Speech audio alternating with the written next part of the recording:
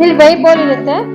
ಇಲ್ಲಿ ವೈ ಆಗಿ ನಾವು ಡಂಪ್ ಆಗೋದು ನಮಗೆ ಸೇವ್ ಆಗುತ್ತೆ, ಇಲ್ಲ ಸಿಸ್ಟಮ್ ಸೇವ್ ಆಗುತ್ತೆ.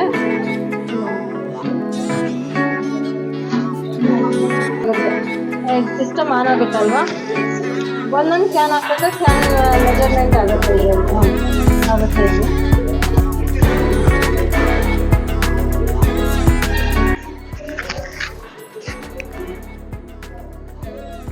ಇವತ್ತೇನು ರಿಜೆಕ್ಟ್ ಆಗಲಿಲ್ಲ, ಬರೀ 26 ಈವ್ನಿಂಗ್ 23 ಮಾಡಿ ಮಾಲ್ ಹಾಕ್ಬಿಟ್ಟು ಚೆಕ್ ಮಾಡ್ತಾರೆ.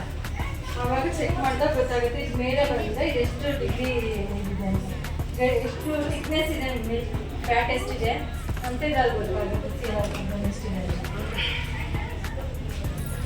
ಸ್ಟಾರ್ಟಿಂಗ್ ತೋರಿಸಿದ್ನಲ್ಲ, ಗಾಡಿ ಬಂದಾಗ ಅನ್ಲೋಡ್ ಆಗುತ್ತಲ್ವಾ, ಅದೇ ತೋರಿಸಿದೆ. ಅಲ್ಲಿ ಕುತ್ಕೊಂಡಿದ್ದಾರಲ್ಲ ಅವರು ಸೀಲ್ ಕಟ್ ಮಾಡ್ತಾರೆ, ಸೀಲ್ ಹಾಕಿದ್ವಿ ಪ್ರತಿಯೊಂದು ಕ್ಯಾನ್ಗೆ, ಅದರಿಂದನೇ ಹಾಕಿ ಕಳಿಸಿರ್ತಾರೆ ಸೊಸೈಟಿಯಿಂದ. ಅದು ಚೈನ್ ಕನ್ವೇರ್ ನಾವು ಕೊಡೋ ರಿಸಲ್ಟ್ ಮೇಲೆ ಅವ್ರಿಗೆ ದುಡ್ಡು ಹೋಗೋದು. ನಾನು ಕೊಡೋ ಫ್ಯಾಟು CLR ಮೇಲೆ SNF ಇದ್ರ ಮೇಲೆ ಅವ್ರಿಗೆ ಇಲ್ಲಿಂದ ಬರೋ ಇದ್ರ ಮೇಲೆ ಅವ್ರಿಗೆ ಅಮೌಂಟ್ ಕೊಟ್ಟಿದ್ದಾರೆ. ಅಲ್ಲಿಂದ ಅವ್ರ ಸೊಸೈಟಿ ಅವ್ರು ಕೊಟ್ಟಿರ್ತಾರೆ, ನಾವು ಕೊಡೋ ಇದರಿಂದ ಅವ್ರಿಗೆ ಅಮೌಂಟ್ ಆಗುತ್ತೆ. 10 ಟ್ರಿಪ್ಸ್.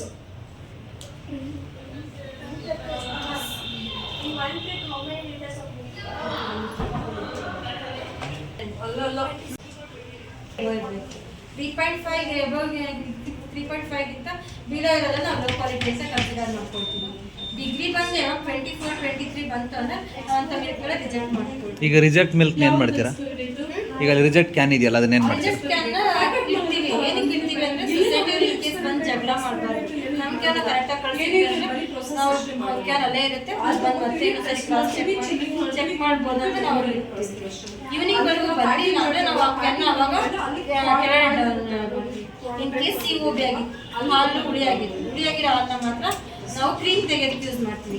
ಕ್ರೀಮ್ ಅಂದರೆ ಬೆಣ್ಣೆ ತೆಗಿತೀವಿ. ಅದು ಯಾವ ಥರ ಬರುತ್ತೆ ಅಂದರೆ ಈ ಥರ ಬರುತ್ತೆ, ತೋರಿಸ್ತೀವಿ. ಬೆಣ್ಣೆ ಇಟ್ಟಿದ್ದಾರೆ, ಕಾಣಿಸ್ತಾ? ಬೆಣ್ಣೆ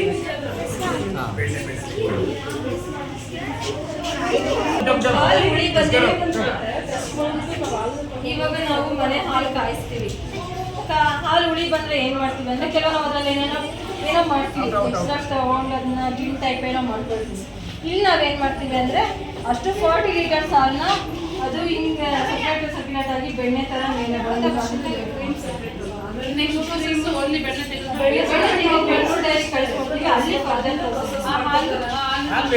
ಅದು ವೇಸ್ಟ್ ಬಿಸಾಕೋದು. ಡೈಲ್ಯೂಟ್ ಆಗಿರುತ್ತೆ, ನಾನು ಹೇಳಿರೋದು ಇಲ್ಲ.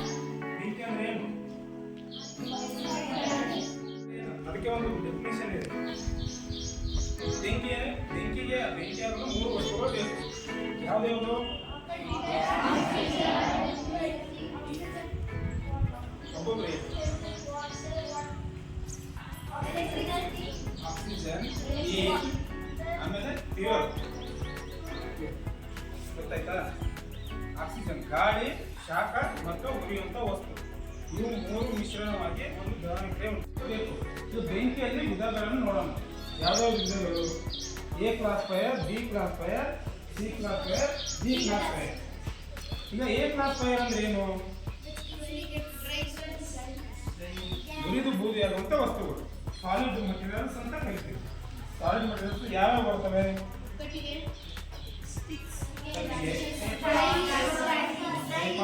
ರಬ್ಬರ್, ಬಟ್ಟೆ, ಇವೆಲ್ಲ ಸಾಲಿಡ್ ಮೆಟೀರಿಯಲ್ಸ್ ಅಂತ ಕರಿತೀವಿ. ಇದನ್ನ ಆರಿಸುವಂತ ವಿಧಾನ ಯಾವ ರೀತಿ ಆರಿಸ್ಬೇಕು? ಇದನ್ನ ಯಾವ ರೀತಿ ಆರಿಸ್ತೀವಿ? ಒಂದು ನೀರಿಂದ, ಇನ್ನೊಂದು ಬೇರ್ಪಡಿಸೋಕೆ ವಿಧಾನದಿಂದ. ಈಗ ಬಿ ಕ್ಲಾಸ್ ಫೈರ್ ಅಂದ್ರೆ ಯಾವುದು? Oil fire. ಆಯಿಲ್ ಯಾವುದು ಬರ್ತದೆ?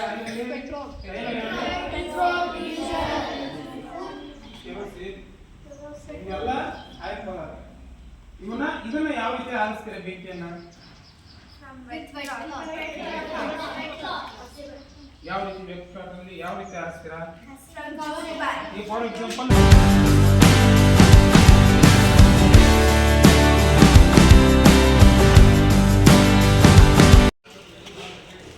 ಬೈಕ್ ಅಂದ್ರೆ ಎಲ್ಲ ಸಿಗ್ತಲ್ಲ.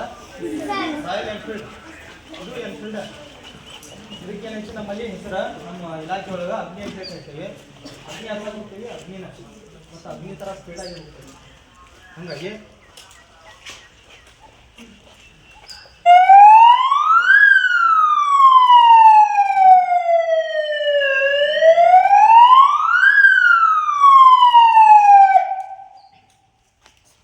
ಈ ಥರ ಸೌಂಡ್ ಎಲ್ಲೇ ಕೇಳಿ ನಿಮಗೆ ರೋಡ್ ಮ್ಯಾಗ, ಅವಾಗ ನೀವೇನೈತಿ ದಾರಿ ಮಾಡಿಕೊಡ್ಬೇಕು.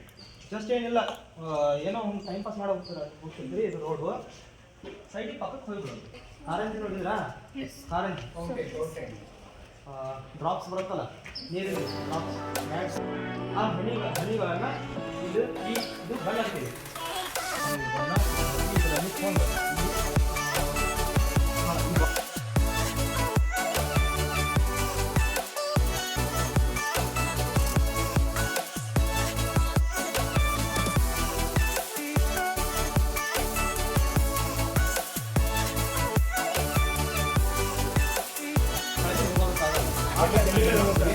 ಟೈಮ್ನ ಕನ್ಸ್ಯೂಮ್ ಮಾಡಿಕೊಂಡು ಆ ನಂತರ ಏನು ಸ್ಥಳಾವಕಾಶ ಇರುತ್ತಲ್ಲ ಪ್ಲೇಸು, ಆ ಪ್ಲೇಸಲ್ಲಿ ಸರಿಯಾಗಿ ನುಗ್ಗೋಕ್ಕೆ ಮತ್ತು ಏನು ಫೈರ್ ಸ್ಪಾಟ್ ಇರುತ್ತಲ್ಲ ಅದನ್ನು ರೀಚ್ ಆಗೋಕ್ಕೆ ನಾವು ಇದನ್ನು ಬಳಸ್ತೀವಿ.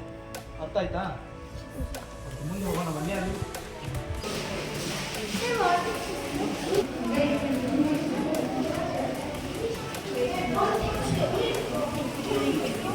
ಜಾಸ್ತಿ ಅದಕ್ಕೆ ಆಧಾರ ಬೇರೆ ಬೇರೆ ಥರ ಬರ್ತಲ್ಲ, ಅದೇ ಥರ ಅವು ಬೇರೆ ಬರ್ಬೋದು, ಇವು ಬೇರೆ ಬರ್ಬೋದು. ಇದು ನಾವು ಕ್ಯಾರಿ ಮಾಡುವಂಥದ್ದು ಇದು ಬೋರ್ಟೇಬಲ್ ಆಗುತ್ತೆ. ಫೋಲ್ಡ್ ಮಾಡ್ಬೋದು. ಏರ್ ಔಟ್ ಮಾಡ್ತೀವಿ, ಸ್ವಲ್ಪ ಜನ ಮೇಲೆ ಇವಾಗ ಬೋಟ್ ಕ್ಯಾಪಿಂಗ್ ಮಾಡೋಕೆ ಹೋಗ್ತಾರೆ. ನಾವು ಇವ್ರಿಗೆ ಲೈಫ್ ಬೋಲ್ ಅಂತ ಕೊಡ್ತಾರೆ. ಒಂದು ರೌಂಡೆಡ್ ಫೈಬರ್ ಇರುತ್ತೆ, ಇನ್ನೊಂದು ಜಾಕೆಟ್ ಥರ ಇರುತ್ತೆ. ಒಂದಷ್ಟು ಮೆಟೀರಿಯಲ್ ಬರದೇ ಇರೋರು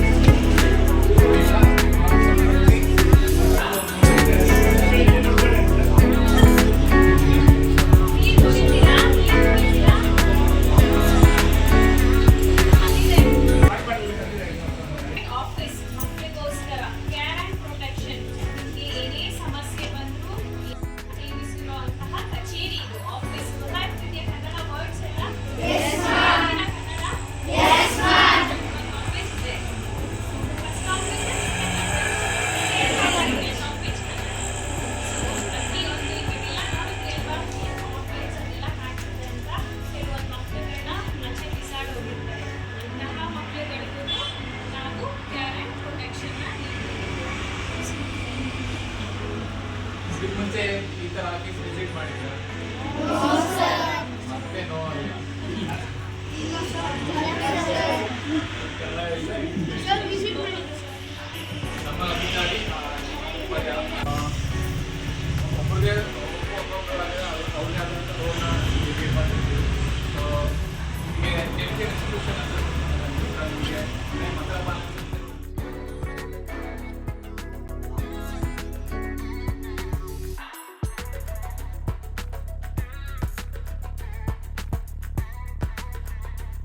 ನಿಮಗೆ ಎಕ್ಸಾಮ್ ಇರ್ತಲ್ಲ, ಎಕ್ಸಾಮಿಗೆ ಸ್ಕೂಲ್ ಕಂಟ್ರೋಲ್ ಮಾಡ್ತಾರೆ, ಹೇಗೆ ನಡೀತಿರುತ್ತೆ ಕ್ಲಾಸಲ್ಲಿ ಇವಾಗ 18 ಆದ್ರೂ ನಾವು ಇನ್ನೂ ಮಗು ಥರನೇ ಆಡ್ತಿರ್ತೀವಿ. ಸೊ ಅದಕ್ಕೋಸ್ಕರ ಮತ್ತೆ ಅವ್ರದ್ದು ಏನು ಫರ್ಟಿಲಿಟಿ ವುಮೆನ್ಸಲ್ಲಿ ಫರ್ಟಿಲಿಟಿ ಲೆವೆಲ್ ಅನ್ನೋದ್ರಿಂದ ಅದು 18 ಕ್ರಾಸ್ ಆದಮೇಲೆ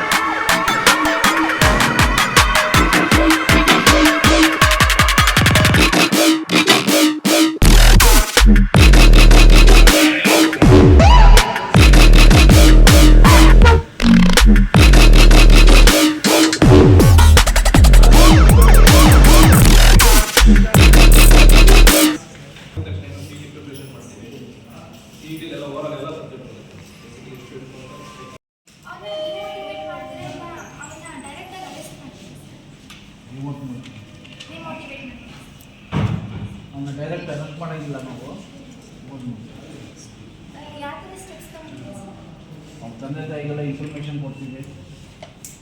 ಆಮೇಲೆ ಕೋರ್ಟಲ್ಲಿ ಅವನ್ನ ಅರೆಸ್ಟ್ ಮಾಡಿಲ್ಲ ನಾವು, ಹಂಗೂ ಅರೆಸ್ಟ್ ಮಾಡಬೇಕು ಅಂತ ಇದೆ ಕೋರ್ಟ್ ಆದೇಶ ಆಯಿತು ಅಂದರೆ ಅವ್ನ ಅರೆಸ್ಟ್ ಮಾಡಿ ನಾವು ಕೋರ್ಟಿಗೆ ಪ್ರೊಡ್ಯೂಸ್ ಮಾಡಿ ಕೋರ್ಟಿಗೆ ಅಂತೀವಿ.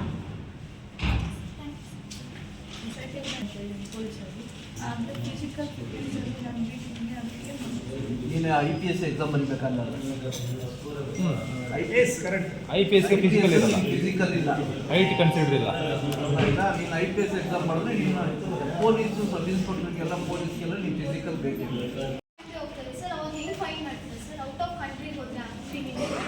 ಏನಂದರೆ ಹೆಂಗೆ ಫೈಂಡ್ ಔಟ್ ಮಾಡ್ತೀವಿ ಅಂತಮ್ಮ, ಹಿಂಗೆ ಇನ್ಫಾರ್ಮೇಷನ್ ಕಲೆಕ್ಟ್ ಮಾಡ್ತೀವಿ.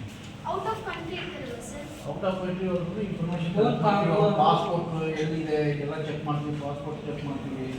ಆಮೇಲೆ CC ಕ್ಯಾಮ್ರಾ ಮಾಡ್ತೀವಿ, ಅವ್ರ ಮನೆಯವ್ರನ್ನೆಲ್ಲ ಇನ್ಫಾರ್ಮೇಷನ್ ಕಲೆಕ್ಟ್ ಮಾಡ್ತೀವಿ. ಅದೆಲ್ಲ ಆದಮೇಲೆ ನಮ್ಮದು ಒಂದು ರಾಜತಾಂತ್ರಿಕ ಇದಿರುತ್ತೆ ನಮ್ಮದು ಡೆಲ್ಲಿಯಲ್ಲಿ, ಆ ಪೊಲೀಸ್ಗೆಲ್ಲ ಇನ್ಫಾರ್ಮೇಷನ್ ಕೊಟ್ಟು ಅಲ್ಲಿ ನಾವು ಎಲ್ಲಿದ್ದಾರೆ ಅಂತೇಳಿ ಆ ಕಂಟ್ರಿಗೆಲ್ಲ ಮಾತಾಡಿ ನಾವು ಕರ್ಸ್ಕೊಂಡು ಫಸ್ಟ್ ಆಫ್ ಆಲ್ ಬಾರ್ಡರ್ ಮಾಡಿ. ಅವರಿರೋ ಕಂಟ್ರಿಯಲ್ಲಿ ಪೊಲೀಸ್ ಸ್ಟೇಷನ್ ಹತ್ರ ತಗೊಳ್ಳೋದು sir. Yes, they will take their information also. They are police. First of all border ಮಾಡಿ ಬೇರೆ ದೇಶಕ್ಕೆ ಹೋಗ್ತಾರೆ. ಇನ್ಫಾರ್ಮೇಷನ್ ಸಿಕ್ಕ ತಕ್ಷಣ ಒಂದು ಪಾಸ್ಪೋರ್ಟ್ ಏನಾದರೂ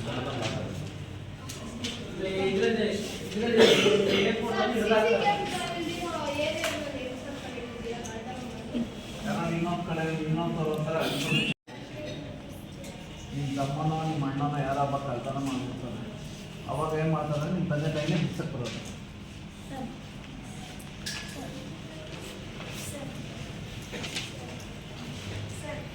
ಈಗ ಓಲ್ಡ್ ಸಿಟಿಸನ್ ತಪ್ಪು ಮಾಡಿದ್ರೆ ಅವ್ರು ನೀವು ಅರೆಸ್ಟ್ ಹೌದು ಅವ್ರು ಓಲ್ಡ್ ಸಿಟಿಸನ್ ಅಲ್ವಾ, ಅವ್ರಿಗೆ ಏನಂತ ಕೊಡ್ತಾರೆ. ಪ್ರತಿಯೊಂದು ಏಜ್ ಅವ್ರಿಗೆ ಇದೆ, ಪ್ರತಿಯೊಂದು ಏಜ್ ಅವ್ರಿಗೆ ಪ್ರತಿಯೊಂದು ಇಂಟರ್ವ್ಯೂ ಇದೆ, ಈ ಭೂಮಿ ಮೇಲೆ ಹುಟ್ಟಿರೋರಿಗೆಲ್ಲ ಇದೆ. ಈಗ ಬಿಲೋ ಅಂಡರ್ 18 ಇಯರ್ಸ್ಗೆ FIR ಆಗ್ತದೆ. ಹಾಕ್ಬೋದು. ನೋಡಪ್ಪ ಅವ್ರಿಗೆ ಕೋರ್ಟ್ ಟೈಮಲ್ಲಿ ಮಾಡ್ತೀರಾ ಅಂದರೆ ಆಮೇಲೆ ಬೆಳಿಗ್ಗೆ ನಮ್ಗೆ ಹೆಂಗೆ ಸಿಗ್ತಾನೆ ಹಂಗೆ ಅರೆಸ್ಟ್ ಮಾಡ್ತೀವಿ. ಅವನೇ ಅಂತ ನಮ್ಗೆ ಗೊತ್ತಾಗ್ಬಿಟ್ರೆ ಅರೆಸ್ಟ್ ಮಾಡ್ತೀವಿ. ಇವಾಗ ಟೆರರಿಸ್ಟ್ ಅಟ್ಯಾಕ್ ಆದರೆ ನೀವು ಹೋಗ್ತೀರಾ ಸದ್ಯಕ್ಕೆ ಸಿಚುವೇಶನ್ ಇಲ್ಲ ಅಂತಂದ್ರೆ ನಾವೇ ಹೋಗ್ಬೇಕು. Depending upon the situations. Military, CRPF. First basically ನಾವೇ ಫಸ್ಟಿಗೆ ಹೋಗೋದು.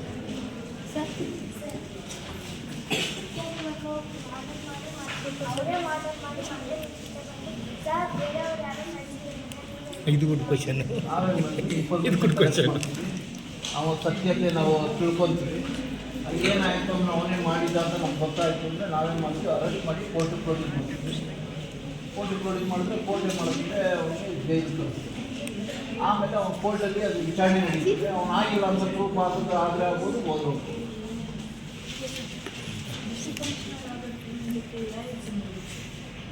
IAS ಇವಾಗ ಕಳ್ತನ ಮಾಡಿದ್ರೆ ಎಷ್ಟು ವರ್ಷ ಜೈಲು? ಮರ್ಡರ್ ಮಾಡೋದು ಕಳ್ತನ ಮಾಡಿ ಕಳ್ತನಕ್ಕೆ ಎಷ್ಟು ವರ್ಷ, ಮಾಡೋಕ್ಕೆ ಎಷ್ಟು ವರ್ಷ? 7 ವರ್ಷ. 2 ವರ್ಷ. ಮರ್ಡರ್ ಜಾಸ್ತಿ, ಕಳ್ತನ 7 ವರ್ಷ, ಮಾಡ್ರಿ 12 ವರ್ಷ. ಬಾರ್ಡರ್ ಜೀವ 5 ವರ್ಷ ಆಗ್ಬೋದು ಅಥವಾ 20 ವರ್ಷ. ಜಡ್ಜ್ ಮೇಲೆ ಡಿಪೆಂಡ್ ಅದು. Depending upon judge. So many advertisements will be in the paper. So many people are cheating by the advertisements. How can you go to that avoiding? ಕೊಡ್ತಾರೆ ಕಂಪ್ಲೇಂಟ್. ಅವರು ಇವಾಗ ಅಡ್ವರ್ಟೈಸ್ಮೆಂಟ್ಗೆ ದುಡ್ಡು ತೊಗೊಂಡು ಹಾಕ್ತಾರೆ. ಅವರು Yes, sir. ಹಾಕ್ದಾಗ ಈ ಥರ ಬೇಜಾನ ಆಗ್ತಿರ್ತಾರೆ, ಕಾಸೆಲ್ಲ ತಗೊಳ್ತಾರೆ. ಆಮೇಲೆ ಗಾಡಿ 2 ವೀಲರ್ಸ್ಗಳನ್ನೆಲ್ಲ ಸೇಲ್ ಮಾಡೋ ಥರ ತೋರಿಸ್ಬಿಟ್ಟು ಇದು ಮಾಡ್ತಾರೆ. ಜೈಲಿಗೆ ಹಾಕ್ತೀರಾ ಸರ್? ಅವ್ರು ಅಲ್ಲೇ ಕ್ರಿಮಿನಲ್ ಅಲ್ಲೇ ಡೆತ್ ಆದರೆ ನೀವೇನು ಮಾಡ್ತೀರಿ ಸರ್? ನಾವೇನೇ ಮಾಡ್ತೀವಿ ಅಂದರೆ ಅವ್ರ ತಂದೆ ತಾಯಿ ತಿಳಿಸ್ತೀವಿ. ಆಮೇಲೆ PM UDR ಮಾಡಿಸಿ ಅವ್ರ ಮನೆಯವ್ರಿಗೆ ಬಾಡಿ ಹಾಕೋದು. ಮತ್ತು ನಿಮಗೇನು ಎಫೆಕ್ಟ್ ಆಗುತ್ತೆ ಸರ್? ನಮಗೆ ನಿಮಗೇನು ಎಫೆಕ್ಟ್ ಆಗುತ್ತೆ ಸರ್? ಜೈಲಲ್ಲಿ ಕಸ್ಟಮ್ಸ್ ವ್ಯಕ್ತಿಗೆ ಶಿಕ್ಷೆ ಆದಮೇಲೆ ಅವ್ನು ಜೈಲಲ್ಲಿ ಹಾಕಿದ್ಮೇಲೆ ಅವ್ನು ಜೀವಿಸೋಕೆ ಎಲ್ಲ ಕೊಟ್ಟಿದ್ದೀವಿ. ಅವ್ನು ಯಾವುದೂ ನಾವೆಲ್ಲೂ ಕಿತ್ಕೊಂಡಿಲ್ಲ. ಅವನಾಗ ಅವ್ನು ಸ್ವಲ್ಪ ನ್ಯಾಚುರಲ್ ಜೊತೆ ಪೊಲೀಸ್ ಗ್ರೂಪಲ್ಲಿ ಸರ್ ಯಾರನ್ನ ಕ್ರಿಮಿನಲ್ಗೆ ಹೆಲ್ಪ್ ಮಾಡ್ತಾ ಇದ್ರೆ ಅವ್ರಿಗೆ ಏನು? ಅವ್ರಿಗೂ ಜೈಲಿಗೆ ಕಳಿಸ್ತೀವಿ. ಅಲ್ಲಮ್ಮ, ಈ ದೇಶದಲ್ಲಿ ಈ ಭೂಮಿ ಮೇಲೆ ಪ್ರತಿಯೊಬ್ಬರು ನಾನು ಮಾಡೋದು ತಪ್ಪು, ನೀನು ಮಾಡೋದು ತಪ್ಪು, ಇನ್ನೊಬ್ರು ಮಾಡೋದು ತಪ್ಪು. ಅರ್ಥ ಆಯ್ತಾ? ಏನಿಲ್ಲ, ಸಿಂಪಲ್ ಆಗಿ ಫ್ರೆಂಡ್ಸ್ 2 ಜನ ಇದ್ದೀರಾ, ಸರಿನಾ? ಅದ್ರ ಪಾತ್ರ ಮೇಲೆ ನಿಂತಿದ್ದು ಯಾವಾಗ ಕಡಿಮೆ ಇದ್ದಾಗ ನಾವು ಮೆಂಟಲ್ ಇಶ್ಯೂ ಕೊಡ್ತಾರೆ ಎಲ್ಲ ಟ್ರೈನ್ ಮಾಡಿ ಅವ್ರಿಗೂ ನಾವು FIR ಹಾಕಿ ಅಕಸ್ಮಾಗಿ ಅವನ್ನ ಕೋರ್ಟಿಗೆ ಬಿಡ್ತೀವಿ. ಅವನ ಮೇಲೆ ಡಿಪೆಂಡ್ ಜಡ್ಜ್. ಅವನೇನು ಮೆಂಟಲಿ ಸರ್ಟಿಫಿಕೇಟ್ ಡಾಕ್ಟರ್ದು ಸರ್ಟಿಫಿಕೇಟ್ ಏನಾಗಿತ್ತು ಅಂದರೆ ಅವ್ನ ಮೈಂಡ್ ಅದು ಥರ ಇತ್ತು. ಕರೆಂಟ್ ಪೊಲೀಸ್ ಹೈಲೈಟ್ ಮಾಡಿದ್ವಿ. ಅವ್ರು ಪೊಲೀಸ್ ಕಟ್ಟೆ ಇದು ಕರೆಂಟು ಹಾಕಿದ್ರೆ ಅವಾಗ ಬಂದು ನಾನು ಪೊಲೀಸ್ ಅಂತ ಹೇಳಿದಾಗ ಅವಾಗ ನಾವೆಲ್ಲ ಫೋಟೋ ತಗೊಂತೀವಿ, ಮಾತಾಡಿ ಯಾರನ್ನ ಊರಲ್ಲಿ ಇಬ್ಬರು ತರಿಸ್ತೀವಿ, ಪಂಚಾಯತಿಂದ ಅದು ಹೇಳೋ ಮುಂದೆ ಎಲ್ಲ ಫೋಟೋ ಎಲ್ಲ ತಗೊಂಡು ವಿಡಿಯೋ ಮಾಡ್ಕೊಂಡು ನಾವೇ ನಮ್ಮ ಕೈಯಲ್ಲಿ ಜಾಗನ ಹಂಗೆ ಫಿಕ್ಸ್ ಮಾಡ್ಕೊಂಡಿರ್ತೀವಿ. ಯಾವಾಗಾದ್ರೂ ಅವ್ರ ರಿಲೇಷನ್ ಬಂದಾಗ ಇಲ್ಲಿ ನಾವು ಇಲ್ಲ ಫೋಟೋ ಎಲ್ಲ ತಗೊಂಡು ಒಂದು ಸೆಕೆಂಡ್ ಪ್ಲೇಸಸ್ ಇರುತ್ತೆ ಸರ್. ಯಾರು ಯೂಸ್ ಮಾಡ್ತಿರೋ ಆನೆಸ್ಟ್ ಆಮೇಲೆ ತಂದೆ ತಾಯಿ ಮಾತು ಕೇಳಬೇಕು, ಆಮೇಲೆ ಮಾಸ್ಟರ್ ಮಾತು ಕೇಳಬೇಕು. ಗೊತ್ತಾಯ್ತಾ? ಮಾಸ್ಟರ್ ಮಾತು ಯಾರು ಕೇಳ್ತಾ ಇದ್ದಾರೆ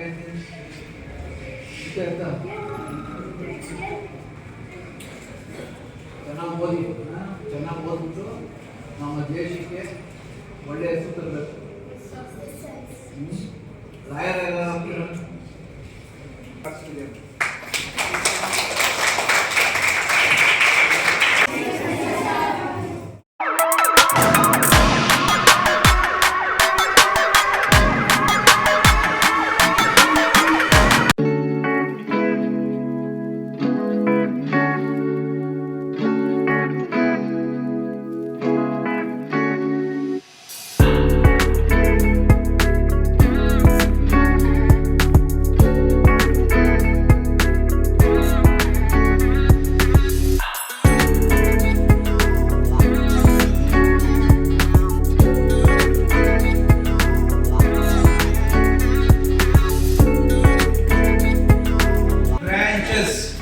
like medicine OPD, children's OPD, like that. There are many plans. Simply, no need to go write all the things. Okay? And children's OPD, skin OPD, you got it? Surgery, like that. There are many. You need not to write all those things. So in OPD, patient comes to the OPD department, register, take a sleep and go to the concerned department and go back. IPD, inpatient department. Whoever wants to get admitted for some time, they will get admitted for 3 to 4 days and discharged. That is called IPD. Understand? This is the department. Madam will come, she will cover. Now she is coming on the way. Nutritional disorders or nutritional deficiency. One more point according to your letter, they ask communicable diseases. Understand?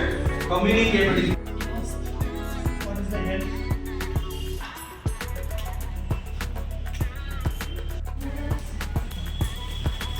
Very good. ಅವರು ಎಷ್ಟೊಂದು ತಿಳ್ಕೊಂಡಿದ್ದಾರೆ.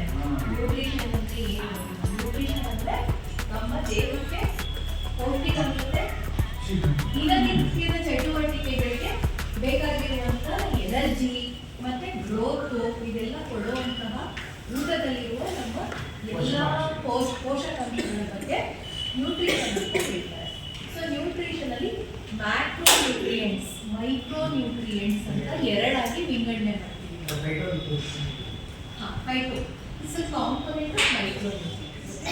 So macro nutrients ಅಂದ್ರೆ major ಆಗಿ ನಮ್ಮ ಊಟದಲ್ಲಿ ಇರಬೇಕಾದಂತಹ 4 nutrients. Macro ಏನೇನೋ ಕಾಣಿಸೋದು macro ಅಂತಂದ್ರೆ ಎಲ್ಲ ನೀಟಾಗಿ ನಮಗೆ ಇರಲೇಬೇಕು ಪೋರ್ಷನ್ಸ್ ಡಯಟಸ್.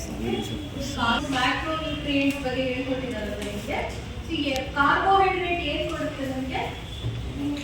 Very good. ಎನರ್ಜಿ ಕೊಡುತ್ತೆ. ಎನರ್ಜಿ ಏನಕ್ಕೆ? ಓಡಕ್ಕೆ, ಆಟಾಡಕ್ಕೆ, ಬರೆಯಕ್ಕೆ, ಸ್ಕೂಲಲ್ಲಿ ಕೇಳಿಸ್ಕೊಡಕ್ಕೆ, ಪಾಠ ಕೇಳಿಸ್ಕೊಡಕ್ಕೆ ಎಲ್ಲ ಜೀರ್ಣ ಮಾಡ್ಕೊಳ್ಳೋದು ಫ್ಯಾಟ್ ಸಾಲ್ಯುಬಲ್ ವೈಟಮಿನ್ಸ್ ಅಂತ ಹೇಳ್ತೀವಿ. ಸೊ ಈ ಫ್ಯಾಟ್ಸ್ ಏನು ಮಾಡುತ್ತೆ, ವಿಟಮಿನ್ಸ್ನ ಅರಗಿಸ್ಕೊಂಡು ನಮ್ಮ ದೇಹಕ್ಕೆ ಸಿಗೋ ಥರ ಮಾಡುತ್ತೆ. ಓಕೆ, ಜೊತೆಗೆ ಬಾಡಿ ಸ್ಕಿನ್ ಕೆಳಗಡೆ ಒಂದು ಲೇಯರ್ ಆಫ್ ಫ್ಯಾಟ್ ಇರುತ್ತೆ. ಇದು ನಮಗೆ ಥಂಡಿಯಿಂದ ಪ್ರೊಟೆಕ್ಷನ್ ಕೊಡುತ್ತೆ. ಕೋಲ್ಡ್ ಆದಾಗ ವಾಮ್ತ್, ಹರ್ಮೋ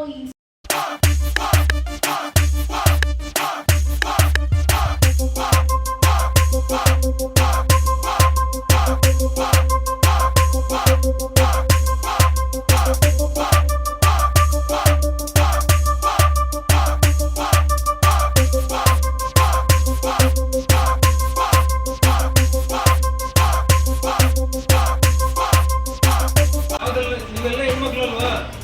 ನೀವೆಲ್ಲ ನಿಮ್ಮ ತಂದೆ ತಾಯಿ ಯಾವುದೋ ಒಂದು ಅಕೌಂಟ್ ಓಪನ್ ಮಾಡಿರ್ತಾರೆ, ಹೆಣ್ಮಕ್ಳು ಸ್ಪೆಷಲ್ ಆಗಿರೋ ಒಂದು ಅಕೌಂಟ್ ಇದೆ. ಯಾವ ಅಕೌಂಟ್ ಅದು? ಅದ್ರ ಬಗ್ಗೆ ನಿಮಗೆಲ್ಲ ಅವೇರ್ನೆಸ್ ಇದೆಯಾ? ನಿಮ್ಮಲ್ಲೆಲ್ಲರೂ ಸುತ್ತನೇ ಅಕೌಂಟ್ ಓಪನ್ ಆಗಿದೆಯಾ?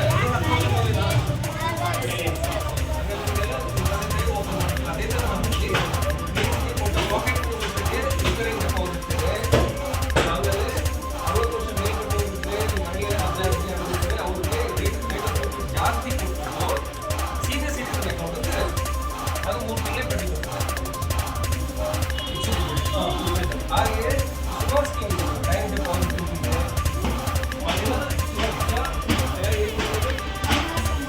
ಮಹಿಳಾ ಸಮ್ಮಾನ್ ಸ್ಕೀಮ್ ಅಂತಿದೆ. ಅದು ಮಹಿಳೆಯರು ಮಾತ್ರ, ನಮ್ಮಲ್ಲಿ ಮಹಿಳೆಯರಿಗೆ ಜಾಸ್ತಿ ಪ್ರಾಫಿಟ್